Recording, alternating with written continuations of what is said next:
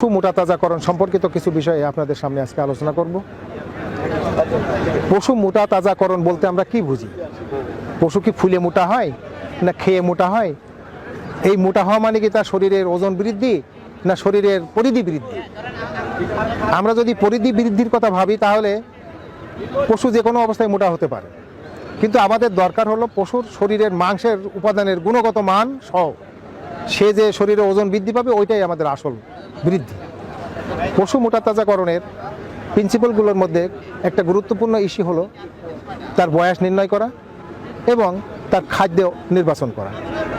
সাধারণত আমরা কোন বয়সের পশুকে মোটাতাজাকরণের জন্য বাছাই করব সেই বিষয়টা বিবেচনায় করে আমাকে এই পথে এগোতে হবে। তার বাসস্থান যেমন দরকার তার খাদ্য, দরকার তার পরিষ্কার পানি, এর সাথে দরকার একটা গুণগত মানসম্পন্ন ভালো জাতের ষাঁড় বাছুর। আমরা যদি বাছুর দুধ ছেড়ে দেওয়ার কথা বলি, দুধ আমাদের দেশে ট্র্যাডিশনালি দুধ খাওয়ালে একটা বাছুর তার মায়ের দুধ থেকে ছেড়ে আসতে তার সময় লাগে 10 মাস থেকে 12 মাস। অথচ বৈজ্ঞানিক ভিত্তি হলো যে একটা বাছুরের তার মায়ের দুধ খাওয়ানো বন্ধ করতে হবে 84 দিন বয়স পর্যন্ত। 84 দিন বয়স যাওয়ার পরে আর তার দুধ খাওয়ানোর কোনো প্রয়োজন নাই। যদি আমরা সেই দুধ খাওয়াই তাহলে সেটা লস, মালিকেরও লস, বাছুরেরও লস। এই বাছুরকে যদি আমরা বাছাই করি মোটাতাজাকরণের জন্য, তাহলে সেই বাছুর ভবিষ্যতে যা খাবে দ্রুত তার শরীরের ভিতরে ওজন বৃদ্ধি পাবে।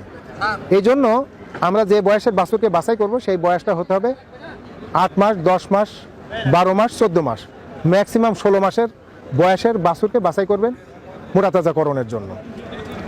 এখন এই বাছুরকে নিয়ে আসলেন আপনি, তার খাদ্য ব্যবস্থাপনা কি হবে? থাকার জায়গাটা অবশ্যই আরামদায়ক হতে হবে। যদি ছোট ছোট কম্পার্টমেন্ট করে আমরা বাছুরকে পালতে পারি ছেড়ে দিয়ে, তাহলে সে স্বাচ্ছন্দ্যে বড় হবে। আবার যদি তাকে আসামির মতো করে গলায় লোহার শিকলি দিয়ে যদি পালন করি তাহলে আর এক রকমের ব্যবস্থা হবে। মূল জিনিসটা হলো তাকে খাদ্য ব্যবস্থাপনা এবং তার আরামটাকে নিশ্চিত করতে হবে। ষাঁড়কে মোটাতাজাকরণের জন্য যে খাবার দেওয়া হবে তার 2 ধরনের খাবার আমরা দিয়ে থাকি। একটা হলো দানাদার খাবার, যার ভিতরে পুষ্টি এবং প্রোটিনের একটা নির্দিষ্ট মাত্রা থাকবে, আর একটা হচ্ছে গ্রিন ফডার বা কর্ন সাইলেজ বা ভুট্টা গাছ। আমরা যে সমস্ত দানাদার খাবার খাওয়াই এর ভিতরে আমরা অনেকগুলো উপাদান দিয়ে খাবারটাকে বানাই। প্রধানত আমরা যে উপাদানটা ব্যবহার করি সেটা হলো গমের ভুসি, এটা 51% থাকে।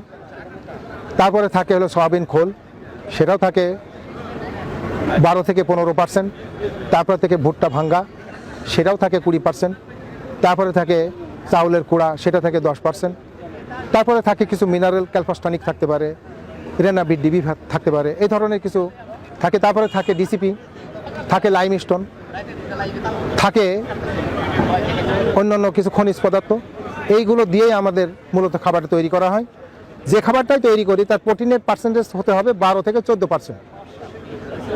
যার যেখানে যে সোর্স আছে তিনি সেই সোর্সের থেকে খাবারটা বানিয়ে নেবেন, কিন্তু প্রোটিনের পার্সেন্টেজ হতে হবে 100 কেজিতে 12 থেকে 14 কেজি। এই 12 থেকে 14% প্রোটিন সমৃদ্ধ খাবার মোটাতাজাকরণের ক্ষেত্রে একটা পশুকে প্রতিদিন যদি তার যখন কিনি সেই কিনবার সময় যদি তার স্বাস্থ্য মোটামুটি ভালো থাকে তাহলে প্রতি 100 কেজি দৈহিক ওজনের জন্য 750 গ্রাম দানাদার খাবার খাওয়াতে হবে। আর যদি একটু দুর্বল স্বাস্থ্য হয় তাহলে প্রতি 100 কেজি দৈহিক ওজনের জন্য 1 কেজি দানাদার খাওয়াতে হবে সারাদিনের মধ্যে। বাকিটা তার খাবার দিতে হবে হলো অবশ্যই ওই গ্রিন ফডার দিয়ে। গ্রিন ফডারটা আবার অনেকেই আমরা আস্ত দিয়ে থাকি, এটা অত্যন্ত একটা ভুল কাজ। অবশ্যই গ্রিন ফডার দিতে হবে চপিং করে, চপিং মেশিন দিয়ে টুকরো টুকরো করে কেটে তাকে খাওয়াতে হবে দিনে 2 বার, ম্যাক্সিমাম 3 বার। সেটা দুপুরবেলা অল্প স্বল্প খাওয়ানো যায়। এক খাওয়াতে হবে সকাল 9টায়, আরেকটা খাওয়াতে হবে বিকাল 4টায় বা 5টার মধ্যে। আমরা অনেক সময় ভেবে থাকি যে যেহেতু ওকে পশু মোটাতাজাকরণ করব, সারাদিন ওকে খাওয়াতে থাকবো, খেতেই থাকবে, তাহলে হজম করবে কখন? পশু যখন খায় তার সারাদিনে খাওয়ার সময় থাকবে 10 ঘন্টা, কিন্তু তার রেস্ট দিতে হবে 14 ঘন্টা। এই 14 ঘন্টার মধ্যে সে শুয়ে জাবর কাটবে এবং যা খাবে সেটা শরীরের মধ্যে শোষণ করবে। মোটাতাজাকরণের ক্ষেত্রে পশু যখন বড় হয়ে যায়, ষাঁড় গরুগুলো তখন একটু হিংস্র হয়ে ওঠে। আমরা অনেক সময় নাক ফুঁড়ে দিই অথবা শিকল দিয়ে 2 পাশ থেকে বেঁধে দিই। আপনি নাক ফুঁড়ে দেন সমস্যা নাই, কিন্তু শিকল দিয়ে দয়া করে বাঁধবেন না। এই পশু তো কোনো অপরাধ করেনি, সে তো জেল খাটার কোনো আসামি নয়, তাকে তো আমি ফাঁসির আসামি বানাইনি। তাকে কেন আপনি শিকল দিয়ে দুই পাশ থেকে বেঁধে এমন ছোট করে বাঁধবেন যে সে এদিকেও যেতে পারে না এদিকেও যেতে পারে না? এটা নির্মম নিষ্ঠুরতা, পশুর প্রতি এটা একটা চরম ধরনের অবমাননা করা ব্যবহার। আপনারা পশুকে অন্তর দিয়ে ভালোবাসবেন, তাহলে সে আস্তে আস্তে আপনার সম্পদে পরিণত হবে। যত দরদ আপনি পশুকে দিবেন, পশু ঠিক সেই পরিমাণ দরদ দিয়ে আপনাকে রিটার্ন দিবে। এখন এই খাদ্য ব্যবস্থাপনার সঙ্গে পানি খাওয়ানোর একটা প্রশ্ন জড়িত আছে। ভুলেও কখনো কোনো খাবারের সাথে পশুকে পানি মিশিয়ে খাওয়াবেন না, এটা অপচয় এবং এটা নিয়মের পরিপন্থী। পানি খাবে আলাদা, খাদ্য খাবে আলাদা, পশুও থাকবে আলাদা। তার পায়ের নিচে থাকবে বালি, কংক্রিট দেওয়া থাকবে।